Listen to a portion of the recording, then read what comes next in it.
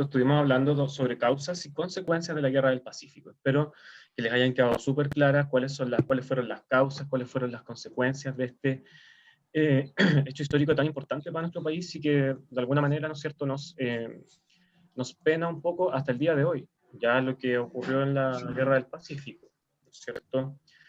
Y Cristóbal dice que en la anterior me pregunta si hablamos sobre ocupación de la Araucanía. Eso es correcto, Cristóbal. La clase anterior a esta también estuvimos hablando acerca de la ocupación de la Araucanía. También vimos el proceso, ¿no es cierto?, desde sus causas y sus consecuencias. Muy bien, Cristóbal. Describimos cómo había sido este proceso de ocupación, cuáles eran las causas fundamentales, ¿no es cierto?, de este avance del Estado chileno sobre la Araucanía, sobre el territorio mapuche.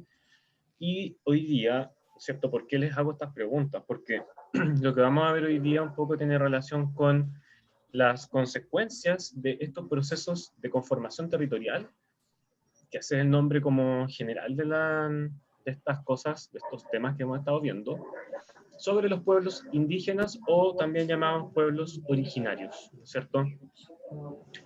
Y básicamente, ¿no es cierto?, lo que vamos a estudiar son distintas relaciones de conflicto y convivencia con estos pueblos, ¿no es cierto? Relaciones de conflicto y convivencia, lo que básicamente plantearnos dos tipos de relaciones que han existido entre el Estado, por un lado, entre la población chilena y los pueblos indígenas, ¿no es cierto? Entonces, eso es lo que vamos a ver en esta clase. ¿Queda claro? Lo que vamos a hacer es, entonces, conversar más bien de las consecuencias de estos procesos que ya vimos las semanas pasadas.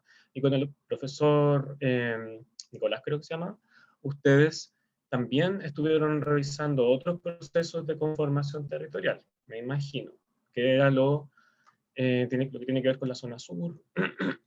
Ya, bacán. Entonces, la situación acá es que podamos explorar estas consecuencias ¿cierto? De estos procesos sobre los pueblos indígenas. Entonces, en primer lugar, vamos a hablar de la relación con los mapuches. En segundo lugar, vamos a hablar de lo que ocurre con el pueblo Rapa Nui y pueblos de la zona norte y algunas cositas sobre lo que ocurre en la actualidad entre el Estado y los pueblos indígenas, ¿ya? Eso es. Vamos a hacer un recorrido entonces por la situación de los pueblos indígenas desde, ¿no es cierto?, los de la zona norte, los de las zonas de central, la zona sur de nuestro país. Objetivo de la clase, comprender relaciones de conflicto y convivencia entre el Estado chileno y los pueblos indígenas en el contexto de estos procesos de conformación territorial. ¿Por qué les hacía la pregunta del comienzo? Porque es importante, ¿no es cierto?, que tengan ustedes como la claridad de que todas las relaciones que hoy día se dan entre el Estado y los pueblos indígenas nacen o son consecuencia de estos procesos, ¿no es cierto? Tanto Guerra del Pacífico, ¿no es cierto?, lo que se llamó ocupación de la Araucanía o pacificación de la Araucanía. En tercer lugar, ¿no es cierto?, la colonización de la zona sur, llámese lo que hoy día es la zona de Yanquihue, de Valdivia, y también la colonización de los pueblos en la zona del extremo sur, ya también que no se habla mucho de eso, y lo que ocurre, ¿no es cierto?, en la zona norte. Así que eso, chicos. Para comenzar les traje aquí dos estímulos, mejor dicho. El primero es una tabla que, ¿no es cierto?, se extrajo, o sea, es un resultado de de una pregunta que se hace en los censos. ¿Ustedes fueron censados del año 2017? Nos aplicó un censo de población, ¿no es cierto? ¿Se acuerdan de eso? Ah, perfecto. Cristóbal dice que sí. Entonces, vemos que dentro de este censo se hacen muchas preguntas a las personas, ¿no es cierto?, a las familias. Y una de esas preguntas tiene que ver con lo que vemos en esta tablita, que es si acaso uno se considera perteneciente a un pueblo indígena o pueblo originario, ¿ya? Y estos son los resultados de lo que vemos, ¿no es cierto?, en el censo del 2017, ¿ya? ¿cuáles son los pueblos, ¿no es cierto?, que concentran la mayor cantidad de identificación? Es decir, ¿qué personas dicen, qué cantidad de personas dice que se identifica con el pueblo mapuche, con el pueblo aymara, con el pueblo Rapa Nui, Quechua, Coya, etcétera? ¿Qué vemos acá, ¿no es cierto? ¿Cuáles son los pueblos? Ya están destacados igual. Los pueblos que generan la mayor identificación son el mapuche, los aymaras, ¿cierto? Y los diaguitas. Eh, ¿qué, eh, ¿Qué les llama la atención de la tablita primero? No miremos el gráfico aún. ¿Alguien que me pueda decir qué le llama la atención de esta tabla? Bueno, además de que ya están destacados, ¿cuáles son ¿cierto?, los pueblos que generan mayor identificación? ¿Qué pasa con algunos pueblos, ¿no es cierto?, de esta tabla acá? ¿Qué ocurre, ¿no es cierto? Cristóbal dice, hay hartas personas que son mapuches. Antonia dice que, como en la parte central, hay menos. En la parte central, ¿te refieres a la parte central de Chile o de la tablita? Lo que vemos acá, ¿no es cierto?, es... perfecto, de Chile. Correcto, puede haber algo, ¿no es cierto, Antonia? Muy, muy buena detalle. Cristóbal dice que pensaba que eran más los Rapa Nui. Ya, buena apreciación, ¿no es cierto? Avi dice que le llama la atención de que igual esté la categoría ignorado. Sí, eso es llamativo, ¿no es cierto? Que haya ¿no es cierto?, que haya una categoría ignorado. ¿Qué les quiero destacar acá? ¿No es cierto? Que lo que estamos nosotros como viendo acá es que, en primer término, la pregunta o como el censo le pregunta a las personas es si acaso se considera perteneciente a un pueblo indígena, ¿ya? Esto es muy importante porque no tiene que ver necesariamente, ¿no es cierto?, como si lo miramos así como con temas como genéticos, como con la herencia, ¿no es cierto?, sino que tiene que ver como con la identificación. Entonces en Chile ya vemos que hay 1.745.000 personas que dicen identificarse o que pertenecen al pueblo mapuche, ¿no es cierto?, y que corresponde al 79% de este total, ¿ya? Lo mismo ocurre con el caso de los Rapa Nui, que por ahí alguien me decía, ¿por qué son tan poquitos? Bueno, la pregunta es si me identifico como Rapa Nui o no, ¿cierto? Si me considero perteneciente a ese pueblo. Entonces puede haber el caso de alguna persona, ¿no es cierto?, que es Rapa Nui, pero que no se considera que pertenece a ese pueblo. Entonces, quizá eso hace que sea tan poquita la cantidad de personas que son del pueblo Rapa Nui, ¿no es cierto? Y eso, bueno, también el pueblo Rapa Nui tiene una poca población hoy día. Entonces, eso es como una de las razones que explicaría eso. Ahora sobre la categoría ignorado, ¿no es cierto? Hay personas que dicen, o sea, si miramos solo lo del censo, personas que pueden haber dicho como, en realidad no sé si soy de un pueblo, perdón, indígena, ¿no es cierto? Tengo la duda, lo ignoro, ¿no es cierto? No sé si efectivamente yo soy parte de un pueblo indígena, aunque puede que haya algún apellido de origen indígena en mi familia, que mis abuelos tengan apellido indígena, ya algún pariente. Entonces, hay personas que dicen como, bueno, lo ignoro. Se pega un poco la imagen y el audio, chuta. Ya, creo que es problema de la conexión. Entonces, lo que les decía es que hay personas que pueden, ¿no es cierto?, a veces decir como, creo pertenecer a un pueblo indígena, pero no estoy seguro, ya, lo ignoro. Eso con respecto a esta tablita. ¿Qué me dicen del gráfico, perdón, de este gráfico de acá, ¿no es cierto?, del lado derecho? Porcentaje de la población que se consideró perteneciente a un pueblo indígena u originario según región. ¿Cuál es la región donde más personas se identifican pertenecientes a un pueblo indígena? Del gráfico. ¿Es ¿cierto? La población, perdón, la región donde más personas dicen considerarse indígenas? Esa es la pregunta. Solo mirando este gráfico que también lo saqué del censo, por si acaso. Cristóbal dice Arica y Parinacota, Avi también, y Avi hace una buena acotación que es, ¿no es cierto?, que también le sigue la Araucanía, perfecto. Luis, Arica y Parinacota en primer lugar. Si miramos, bueno, obviamente, porcentajes, porcentaje de la población que se considera que pertenece a un pueblo indígena u originario, ¿no es cierto?, se concentra en regiones de Arica y Parinacota, la Araucanía, y después viene, fíjense lo que dice ahí, la región de Aysén, que poco a veces se habla de lo que pasa en Aysén, porque es una región como que está más, ¿cierto?, como aislada, tiene problemas de conectividad, pero también un porcentaje no menor de personas que se considera indígena.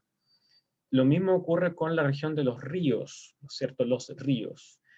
¿Qué le llama la atención por ahí? Avi había dicho que en la zona central es poca la identificación con los pueblos indígenas. ¿Por qué creen ustedes que pasa esto? Que en la zona, en regiones como Valparaíso, la de O'Higgins, Maule, Ñuble, ¿por qué las personas no se consideran pertenecientes a un pueblo originario? Podría ser esa una pregunta, ¿no? Interesante de hacerse también. ¿Qué pasa? Que hay algunas regiones donde hay más, o simplemente, ¿no es cierto? Antonia me dice acá, puede ser por el estilo de vida, claro. De repente en las regiones de más al sur hay más población rural. Tienen que tener en cuenta acá que la mayoría de los pueblos indígenas hoy día en Chile viven en zonas rurales, o una parte importante de ellos vive en zonas rurales, sin embargo también muchos en ciudades. Y bueno, ¿cuáles son las regiones donde vive la mayor cantidad de población? Justamente entre Coquimbo y el Biobío, donde se concentra la mayor parte de la población chilena, ¿no es cierto? Eh, Además, está ¿no es cierto?, el dato de que evidentemente en estas regiones hay más población indígena. La Araucanía es el caso más notorio, pero poco se habla también de los indígenas de la zona norte, ya en la región de Arica y Parinacota. Así que ese detalle es bastante interesante para tenerlo en cuenta en esta clase, ¿ya?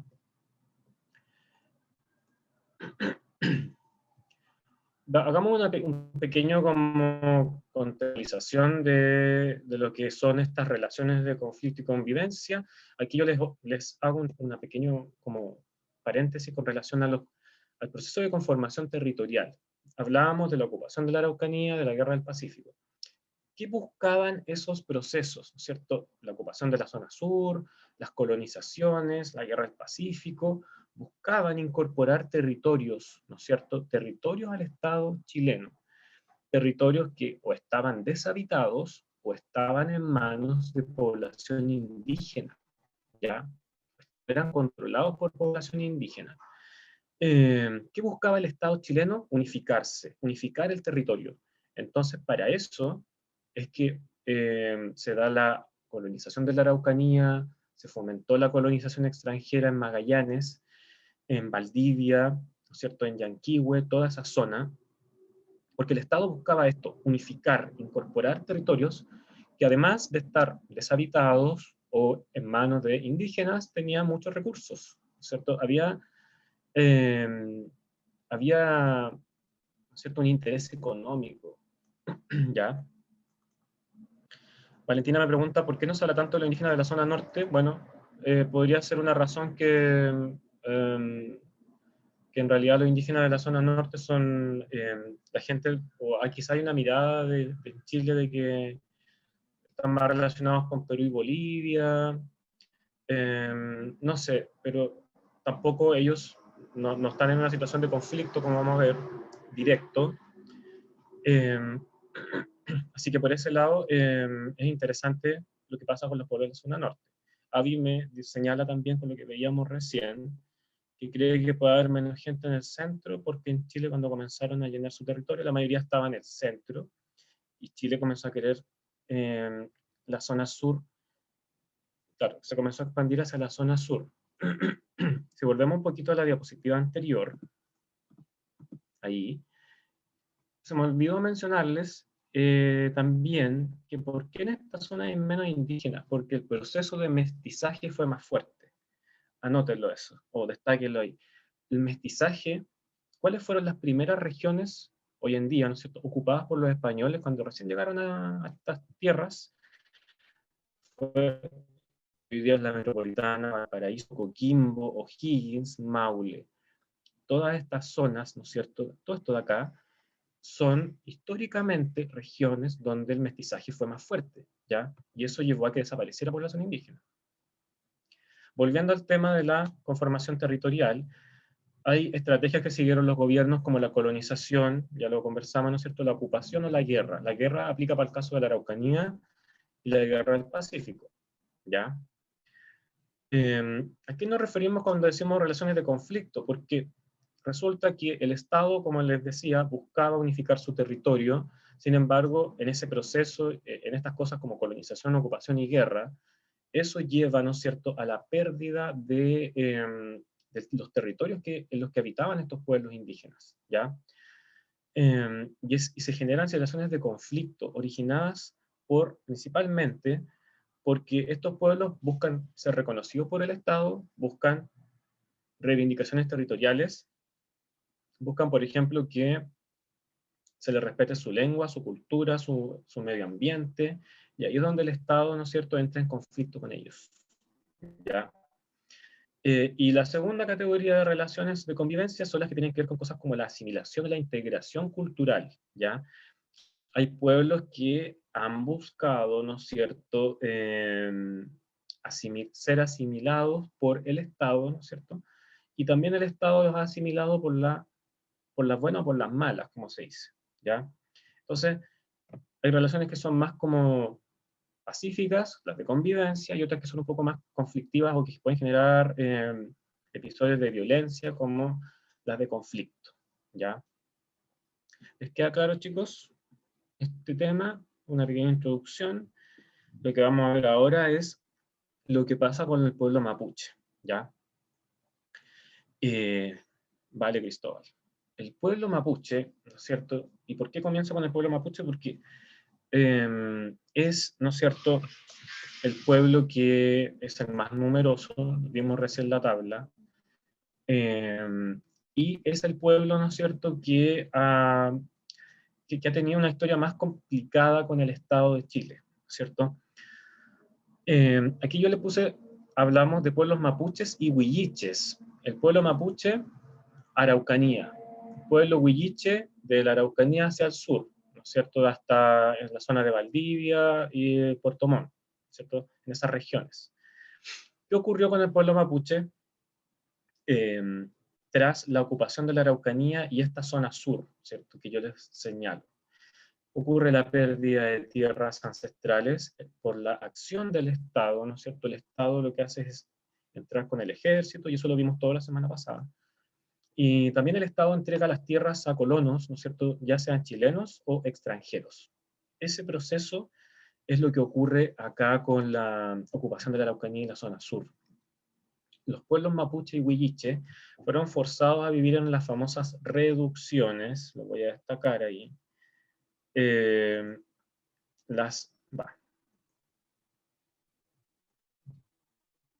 estas reducciones, ¿no es cierto?, ahí, que fueron, también lo vimos un poquito la semana pasada, que eran estos lugares donde eran, ¿no es cierto?, confinados o enviados los mapuches lejos de las tierras más productivas de la Araucanía en la zona sur.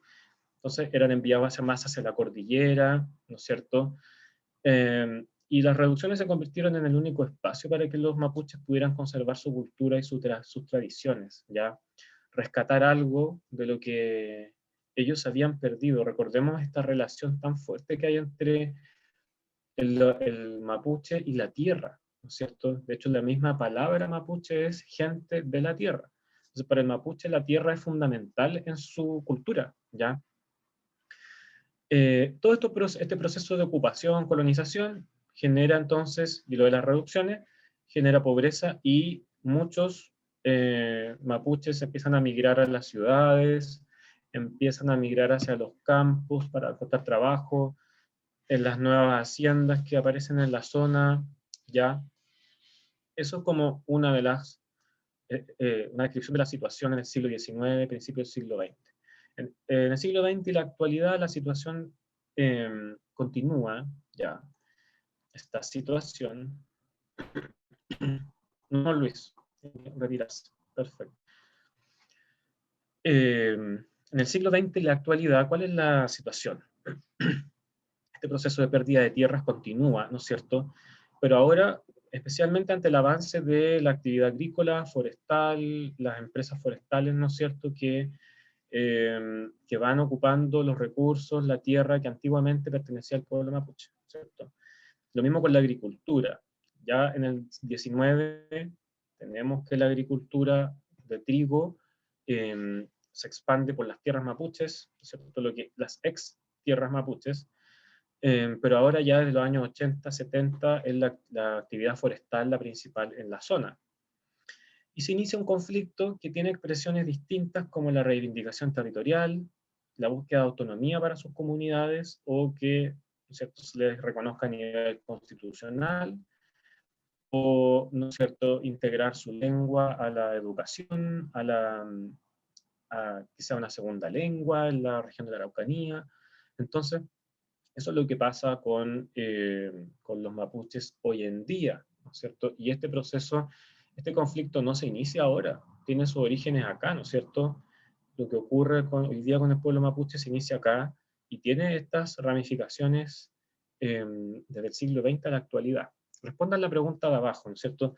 ¿Cómo podrían describir estas relaciones según lo que conversamos recién? ¿Es más relaciones de conflicto, de convivencia? ¿Cómo dirían ustedes que ha sido la relación entre el Estado y los mapuches? No hablemos de la población chilena, porque eso es como otra cosa. Pero, ¿cómo ha sido la relación entre el Estado y los mapuches en base a esto que yo les cuento? Podemos ahí llegar a alguna conclusión, ¿cierto? ¿Cómo calificarían ustedes, cómo dirían que son las relaciones, ¿no es cierto?, entre mapuches y el Estado, según esto? Antonio dice, deberían ser considerados y ayudarlos porque ellos forman parte de nuestra historia, claro, ¿cierto? Evidentemente el pueblo mapuche es parte de nuestra historia. Javiera considera que es una relación más bien mala y mucho conflicto con el Estado. Claro, hay mucho, o sea, lo que yo les describo acá es más una relación de conflicto, ¿no es cierto?, desde sus comienzos. Entonces, no es fácil dar una solución al conflicto mapuche, como bien saben ustedes, y todo lo que está pasando hoy en día en esa zona. Areli dice relación tensa, disputas. Nicolás habla de una relación mala, lo que hizo el Estado es quitarle los territorios, perfecto. Avi dice, el Estado no ha sido justo con los mapuches. Puede que la palabra justo o justicia, como bien dice Avi, sea una de las razones de este conflicto, ¿ya? Hoy en día, ¿qué es lo que tenemos? ¿No es cierto? Tenemos un conflicto que se ha iniciado con, ¿no es cierto?, estos ataques o, ¿no es cierto?, situaciones de tensión en la Araucanía entre algunos que dicen, ¿no es cierto?, representar al pueblo mapuche y que actúan de manera violenta. Veamos este video que nos sintetiza bien, esto es una cadena argentina, pero que nos sintetiza muy bien el conflicto mapuche actual.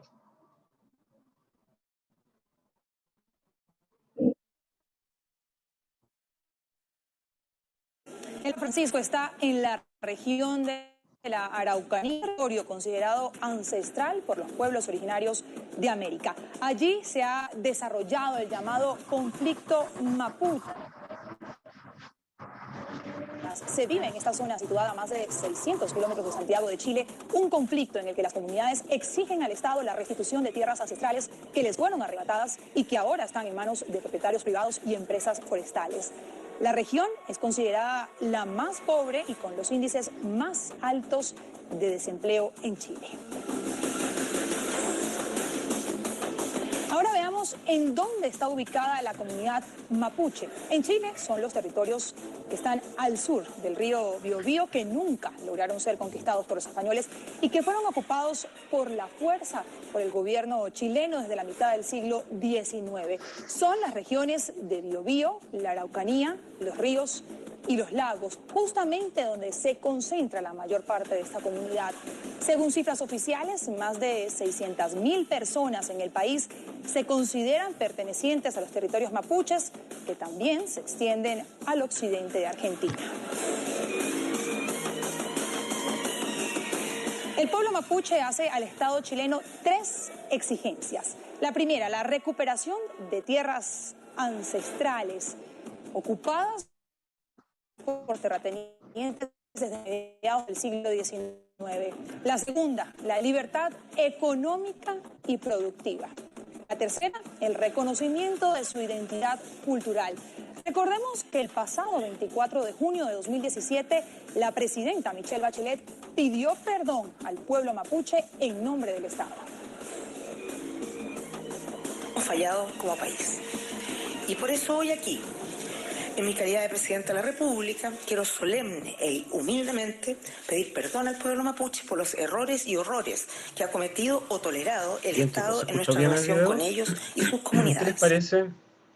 ¿Cuáles serían las principales demandas hoy en día de los mapuches para el Estado? ¿Creen que se pueden satisfacer demandas o no? Esa es como la pregunta que yo les hago a partir de lo que se señala en el video. Espero que se haya podido ver bien lo que, ¿cierto? Lo que les mostraba recién. ¿Qué nos dice acá? ¿Cierto? Nos dicen sobre el conflicto.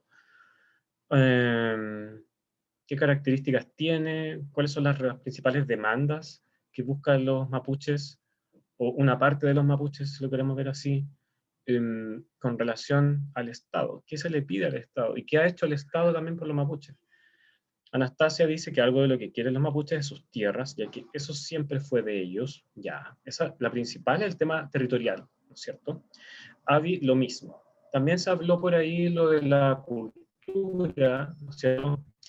Lo de la autonomía económica, ¿no es cierto? Que es un tema también, que ellos puedan tener, ¿no es cierto?, su espacio, desde el punto de vista económico, que puedan, ¿no es cierto?, tener esa autonomía, ¿ya?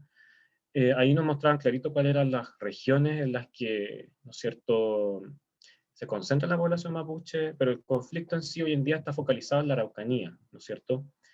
Avi dice recuperar tierras ocupadas por la población. Me pregunta si tienen sus casas ahí. En realidad lo que pasa hoy día en la Araucanía es que la población mapuche está como, alguna vive en las ciudades de la región, otra vive en comunidades como más bien rurales, ¿ya? Pero en general la mayoría de la población mapuche de la Araucanía habita en ciudades, entonces hay una convivencia también con lo que, ¿no es cierto?, con los, ellos también son chilenos de alguna forma, ¿no es cierto? Son chilenos porque han sido incorporados al Estado. Entonces, lo que ocurre ahí es que también participan de la cultura chilena, ¿no es cierto? Pensemos hoy en día, ¿han ido alguna vez a alguna farmacia mapuche? ¿Saben que, por ejemplo, la medicina mapuche está incorporada ¿no es cierto?, la salud? Ya en los hospitales hay médicos que trabajan con medicina mapuche. Entonces, esto que nosotros vemos como quizás solo como conflicto, también tiene un lado B, ¿no es cierto?, que también tiene que ver con la convivencia que veíamos al comienzo, con ese tipo de relaciones, ¿ya?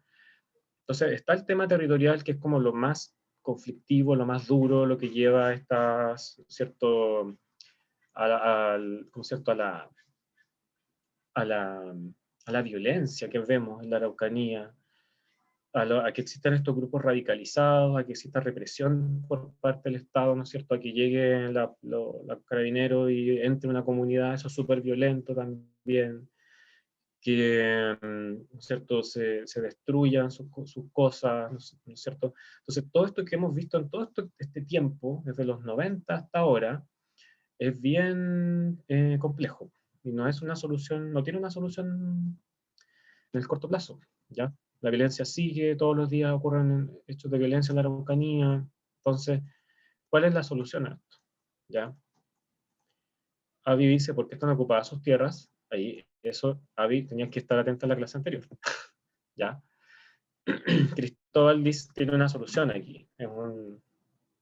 Propone cosas, perfecto, me gusta eso. Se deberían devolver tierras, pero que sigan siendo parte de Chile y el Estado... ya.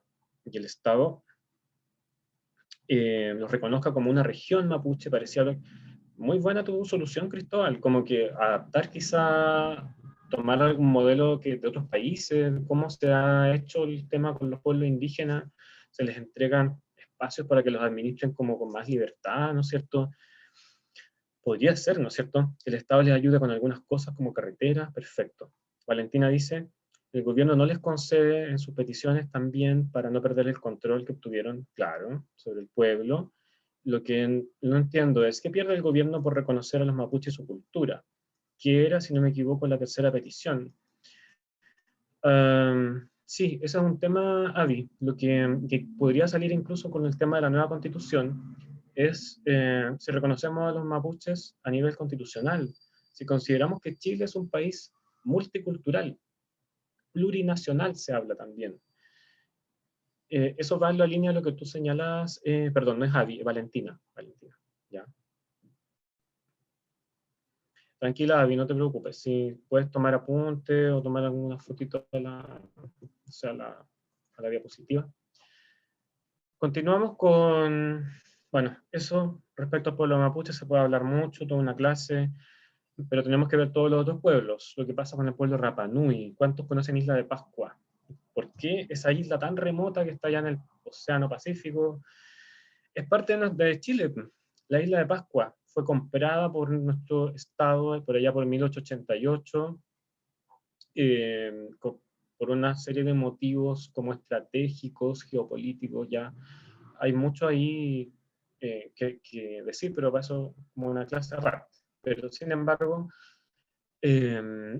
la compra de la Isla de Pascua por el Estado en el fondo se comprometió con el pueblo pascuense, Rapa Nui, a proveerle de ciertas cosas también, ¿ya? A darles un bienestar que nunca llegó, o que se demoró mucho en llegar, la verdad.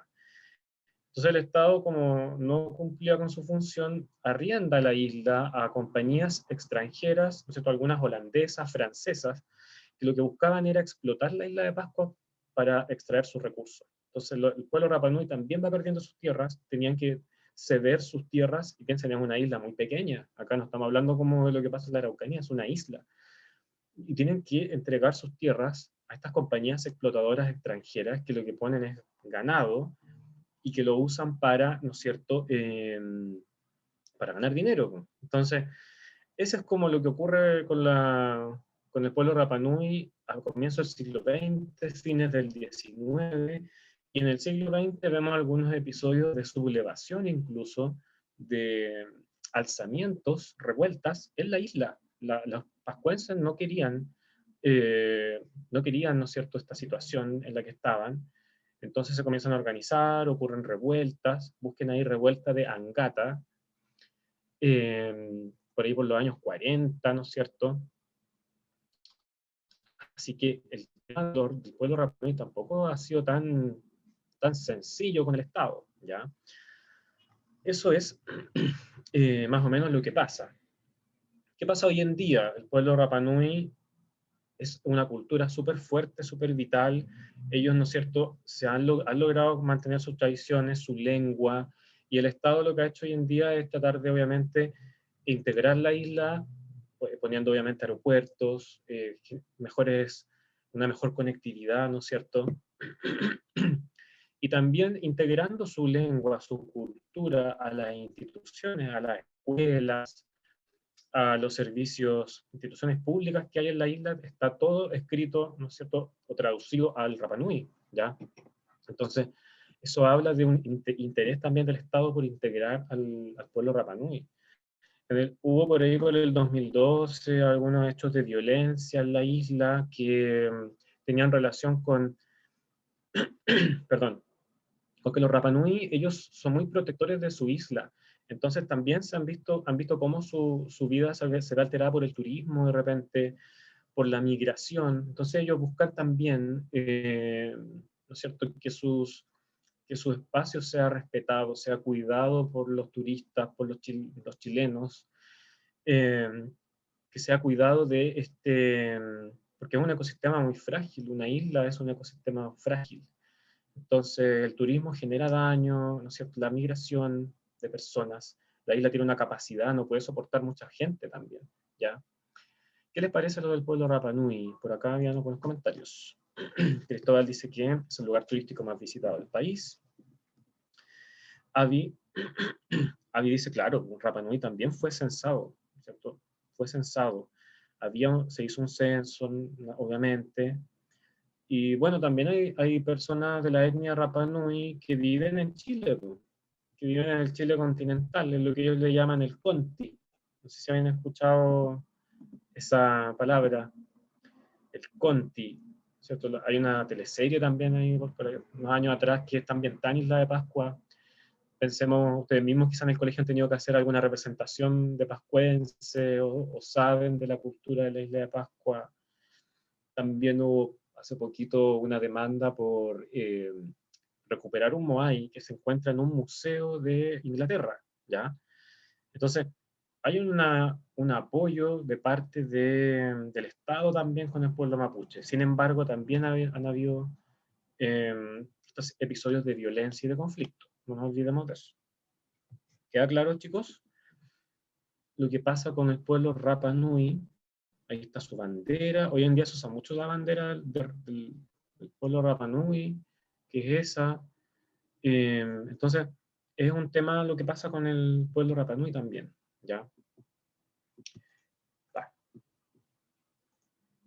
Uy, me enredé aquí.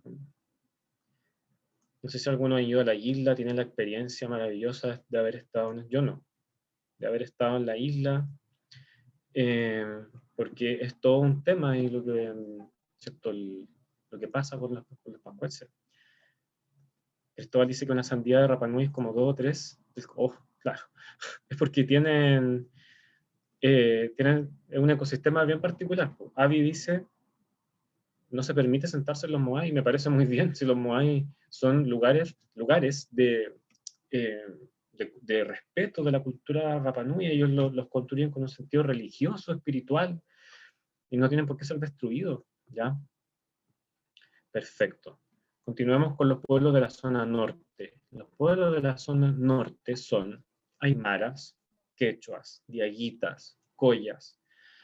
Estamos hablando de la zona norte desde Atacama hacia allá, ¿cierto? Hacia arriba. Entonces, ¿qué ocurre con estos pueblos? En el siglo XIX son incorporados al Estado, ¿no es cierto?, al Estado chileno, y en el caso de los aymaras y los quechuas, se inicia un proceso de chilenización tras la Guerra del Pacífico. Recordemos con la clase pasada que Antofagasta y Tarapacá no eran chilenas, ¿cierto? Eran de Perú y de Bolivia, y resulta que en esos territorios también habitaban indígenas, los aymaras y los quechuas. ¿Qué hace el Estado? Tratar de chilenizarlos. ¿A través de qué? De la escuela, el servicio militar, el trabajo asalariado, empiezan a trabajar, ¿no es cierto?, en las oficinas de salitreras, e incluso algunos tienen que aprender castellano porque no sabían hablar en castellano. Así que se genera todo un tema ahí con estos pueblos. Ya. Hoya es un pueblo pequeñito que hoy día queda todavía un poco de ese pueblo. Sus tierras son ocupadas, ¿no es cierto?, por privados, y ellos son de la zona de Atacama, ¿cierto?, el desierto de la región de Atacama. Y el pueblo de Aguita, en la región de Coquimbo, ahí me confundí, en realidad de Coquimbo hacia el norte. El pueblo de Aguita fue más o menos desde fines del 19, comienzos del 20, entró en un proceso de mestizaje y asimilación cultural, ¿ya? No sé si conocían estos pueblos, si habían escuchado hablar de los pueblos de la zona norte. Los pueblos de la zona norte tienen una riqueza cultural muy grande. Ellos, ¿no es cierto?, como les decía, los que, los que vivían en Tarapacá y Antofagasta habían mantenido su cultura, ¿no es cierto?, más o menos como la zona del altiplano, en la cordillera de los Andes, pero viene este proceso de chilenización y de alguna manera son integrados al Estado chileno. En la actualidad hay una migración más o menos constante de población de estos pueblos hacia las ciudades costeras. Muchos viven en zonas rurales de las regiones del norte, ya de Arica, Parinacota, ¿no es cierto?, Iquique. Pero resulta que en esa zona la vida es más difícil, hay más pobreza, muchos viven en la pobreza, ya viven amenazados sus recursos, ¿no es cierto?, por, como dice aquí en el último punto, por la pérdida del agua, ya todo lo que tiene que ver con los, ¿no es cierto?, los recursos que ellos utilizan para producir. Muchos se dedican a la ganadería de las llamas, por ejemplo, a la cría de llamas. Entonces, esas actividades para ellos como que se vuelven poco sustentables frente a frente al deterioro de sus recursos, ¿ya?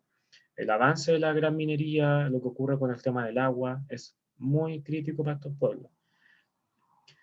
Y son en conjunto son el segundo grupo más numeroso del país, por eso veíamos que en la región de Arica y Parinacota al comienzo había tanta población indígena, ¿ya? ¿Por qué creen que el Estado buscó chilenizarlos a ellos? ¿Qué pasa si hubieran seguido hablando su lengua? Si no sé, hubieran mantenido como sus formas de producción y no ser incorporados al trabajo como eh, asalariado. Eso genera también, ¿qué consecuencia tiene eso? ¿Cierto? Que ellos hayan sido incorporados, pero ¿cierto? Como también esto, hay algo de conflicto también acá, ¿no? ¿Qué creen? Chilenizar, es decir, eh, incorporarlos a la cultura chilena. Eso, ¿no es cierto?, se hizo mediante distintas formas. La educación fue la gran herramienta eh, para que ellos se integraran a Chile. Eh, Había una mirada un poco media como de desconocimiento de parte del Estado también en esta época, donde casi como que el norte era solo salitre y desierto, pero resulta que no era así. También en las zonas del interior habían pueblos indígenas, ¿ya? Javiera dice, hubieran perdido dinero, el Estado y ellos perdieron sus tierras y su linaje. Correcto, ¿no es cierto? Un poco también ocurre, pierden sus tierras.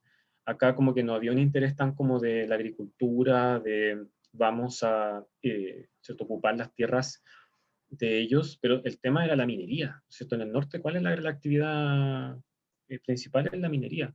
Ya en el 19 con el salitre, hoy con el cobre y otros minerales. Así que eso es como la amenaza que ellos perciben también, ¿no es cierto? Hay un proyecto que se llama Pascua Lama. ¿Han escuchado de Pascua Lama? ¿Qué pasó con Pascua Lama? Eso es como Pascua Lama era un proyecto que buscaba, ¿cierto?, extraer oro en la cordillera de la región de Coquimbo, donde habitan muchas comunidades diaguitas. Y si ese proyecto se llevaba a cabo, iba a repercutir en la calidad de vida de este pueblo. Ellos son diaguitas, estos de acá son aymaras o quechuas, ¿no? ¿Ya? ¿Cuál es la relación en la actualidad? El Estado ha buscado reconocer a estos pueblos de alguna forma, ha establecido leyes, ¿no es cierto?, como la ley indígena, que es de los años 90. Se reconocen todos los que vimos en el censo, ¿se acuerdan? Había una lista de pueblos, todos esos que están en esa lista son reconocidos oficialmente por el Estado de Chile, ¿ya? Eso comenzó con la ley indígena. Se crea la CONADI, Corporación de Desarrollo Indígena, también en los años 90, y su objetivo es promover el desarrollo de estas comunidades, ¿no es cierto?, que ellas se desarrollen en forma integral, que participen de la vida nacional, ya entregar recursos, herramientas para que ellos puedan, para que no caigan en la pobreza, en la exclusión, etcétera, etcétera. ¿Ya? Eso busca la CONADI, que depende del Ministerio de Desarrollo Social. Y hay otras cosas como ya de carácter internacional que llevan a Chile, por ejemplo, que obligan al Estado de Chile a hacer ciertas cosas. Por ejemplo, está el convenio 169 de la OIT, Organización Internacional del Trabajo. Es un convenio sobre pueblos indígenas y tribales, como dice ahí. Y el Estado, en el fondo, lo que hace es, o se compromete a proteger sus derechos. ¿Ya? Fue ratificado recién en el año 2008, hace 12 años atrás. Y eso lleva, por ejemplo, a que el Estado tenga que consultar, en muchos casos, con los pueblos indígenas, el tema de, en el caso del norte, como les decía, si hay un proyecto minero, el Estado igual tiene que buscar, negociar, conversar con los indígenas de la zona, ver qué tan afectados van a ser por estos proyectos, ¿ya? En la Araucanía, el tema ya es con respecto a los territorios. Se estableció un Día Nacional de los Pueblos Indígenas el 24 de junio por el tema del Hueripantu, que es el Año Nuevo Mapuche, como vemos en ese afiche del Instituto Nacional de Derechos Humanos. ¿Qué otra cosita, qué otro desafío creen ustedes que hay en materia de, ¿no es cierto?, con relación a los pueblos indígenas? ¿Qué más podría hacer el Estado? O nosotros mismos, los chilenos. ¿Cuál es la percepción del chileno de los pueblos indígenas? ¿No es cierto? Estamos ahí un poco al debe.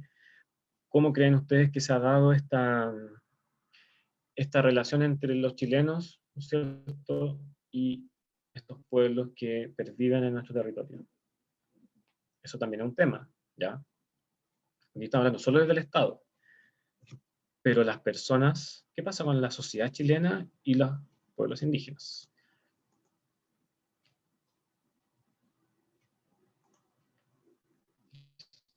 Dice algunos, existen que señala Cristóbal, el tema de la discriminación, el tema de excluir a los pueblos indígenas de la participación muchas veces. Si pensamos, creo que solo hay una diputada de origen mapuche hoy en el Congreso. ¿Cuántos alcaldes de origen mapuche o diaguita, ¿no es cierto?, hay hoy en día? ¿Ya? ¿Cuántos se sabe de sus culturas? ¿Cuántos están integrados a la sociedad chilena? Todo un tema eso, ¿ya? ¿Cómo evitamos la discriminación a estos pueblos todavía incluso discriminación por el color de la piel, por cómo son físicamente, ¿no es cierto? Es todo un tema acá, ¿ya? Yo les había puesto una pregunta acá, ¿no es cierto?, que tiene relación, bueno, con el tema de los pueblos indígenas, pero la vamos a saltar, ¿ya? Y quería llegar a esto, ¿no es cierto? Por ahí había un comentario de parte de Anastasia, que dice que podríamos nosotros adaptarnos a los indígenas y no ellos a nosotros. Aprender de su lengua y cultura. Buena acotación, Anastasia. O sea, quizá un poco como utópico, así como medio fantasioso, querer que todos, que nosotros, ¿no es cierto?, o que toda la población en el fondo aprenda de los pueblos indígenas, pero sí se pueden hacer algunas cosas, ¿ya? Para que ellos se sientan integrados, que participen, ¿no es cierto?, y que en el fondo no estén viviendo situaciones de exclusión, de pobreza, de marginación, que es lo que les pasa hoy en día, ¿ya? Antonia dice que creo que tiene que ver con la educación. Muy bien, Antonia. Es como el tema central, lo de la educación, ¿ya? Y quería cerrar la clase con esto, que ustedes me digan, porque alguien que me pueda señalar cuáles de estas distintas imágenes corresponden a relaciones de conflicto y de convivencia, que fue lo que vimos hoy. ¿Cuáles de estas situaciones podrían ustedes decir que es una relación de convivencia, según lo que ya analizamos en esta clase? Está por ahí, ¿no es cierto? Igual hay cosas como todo esto que vemos acá, ¿no es cierto? Lo que vemos aquí hay de todo un poco, Por eso puse estas imágenes, porque hay cosas como la educación intercultural, que es lo que aparece en la primera, una relación de, llamémoslo de convivencia. Se busca educar en la Araucanía, en los colegios públicos, enseñar también un poco la lengua, la cultura mapuche. ¿Ya? Hay distintas formas también de acercar que el Estado ha tenido, como por ejemplo conmemorar el Día de la Mujer Indígena, ¿cierto? Integrar a las comunidades desde el punto de vista de su cultura, su arte, sus creaciones, en los museos, ¿no es cierto? Dando un mayor énfasis en esas cosas. Y hay dos imágenes que corresponden a conflicto. ¿Cuáles son esas? Las que nos quedan ahí, que son manifestaciones en la isla de Pascua y la protesta mapuche en Angol. ¿Ya? Antonia muy bien señala ahí el tema de las manifestaciones, las protestas no hablan muy bien de una relación de convivencia. Porque cuando decimos convivencia pensamos como al tiro en algo más pacífico, en algo como que se da de manera consensuada, ¿no es cierto? Como Cristóbal dice, las que se pueden identificar como protestas, perfecto. Entonces, esa es la realidad actual, ¿ya? El Estado con los pueblos indígenas. Tenemos desde la protesta mapuche en Angol, un cierto carabineros enfrentados con comuneros mapuches, hasta, en el otro extremo acá les puse la educación intercultural, que eso sí es convivencia, sí es integración. ¿Ya? Eso fue la clase de hoy, muchachos. ¿Tienen alguna duda? Revisamos todas las zonas de nuestro país, por los indígenas. ¿Tienen alguna pregunta, algún aporte, comentario que quieran hacer sobre este punto, este tema que está como, sobre todo el tema mapuche es lo que más se habla? Hoy en día yo les mostré, o sea, en esta sesión les mostré también que hay otros pueblos, hay otras realidades de las que no se habla tanto, ya, los pueblos de la zona norte, Rapa Nui. Averigüen si quieren, no lo puse acá, pero está el tema de de lo que pasó con los pueblos de las zonas de Magallanes, ¿no es cierto? Hay mucho que decir acá, ¿ya? Si no tienen no tienen ninguna duda, chicos, dejamos la clase hasta acá. Anastasia dice, en Caldera hay un Moai, de que la isla de Pascua se encuentra en línea recta al puerto de Caldera. Tú eres de Caldera, Anastasia, qué bueno. Ah, perfecto, perfecto, sí, pues. La idea igual es como rescatar, destacar la cultura Rapa Nui, y una de esas formas es, ¿no es cierto?, a través de gestos como esos, gestos simbólicos también, ¿ya? Eso, chicos, con este tema. Espero que les haya quedado claro. Nos vemos entonces en una próxima sesión. Quizás sea en noviembre, no lo sé. Así que, Javiera, eso era el pueblo. Quería que alguien mencionara lo de los Selknam. Tarea para la casa. En la próxima clase les voy a preguntar por los Selknam, a ver si alguien lo averiguó. Javiera lo nombró, Selknam. Les voy a escribir aquí en el chat, a ver si se puede, ¿no es cierto? Tarea, investigar sobre el pueblo Selknam. ¿Qué pasó con ellos? ¿Qué pasó con ese pueblo? ¿Ya?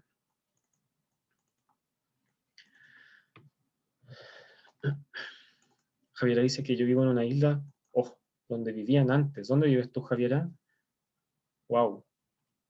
Cristóbal me entrega una propuesta, cambiar la organización territorial de Chile, Rapa Nui como estados federales, o casi como independientes. Es una buena propuesta la tuya, Cristóbal. Yo creo que va a tener que hacerla ahí llegar a las autoridades. Está bueno. Buena propuesta. Ya, chicos, nos vemos entonces próxima semana, próxima clase. Estamos en contacto. Averigüen lo que les dije. Una pequeña tarea. Así que nos vemos. Cuídense. Hasta la próxima.